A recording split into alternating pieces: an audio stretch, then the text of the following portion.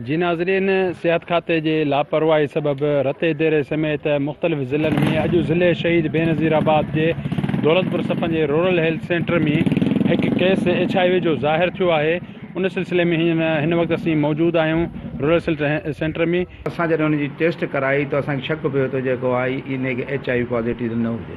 जी असां टेस्टूं कराई त हुन में हुनखे HIV पॉज़िटिव जेका रूटीन जे असां टेस्ट कराए उन में त हिनजो HIV पॉज़िटिव केस आयो अथई।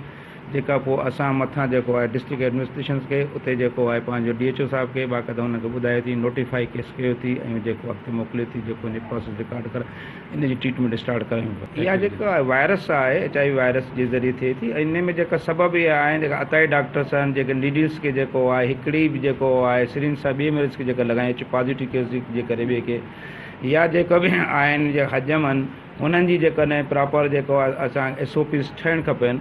उन जे ज़रिए जेके बि आहिनि हिकिड़े ब्लेड सां जेकॾहिं आहे शेव कनि पिया ऐं ॿी जेका HIV पॉज़िटिव जी शेव आहे या उन जो कट लॻण सां जेको आहे ॿिए पेशेंट खे मुंतक़िल थी सघनि थी। हीअ जेका HIV जी बीमारी आहे इहा मुख़्तलिफ़ तरीक़नि सां फैलजंदी आहे। सभ खां जेको अहम तरीक़ो आहे उहो आहे इस्तेमालु थींदड़ सुई या इस्तेमालु थींदड़ रत जेको HIV जो पॉज़िटिव हुजे उहो कंहिं ॿिए खे बग़ैर टेस्ट करण जे लॻायो वञे।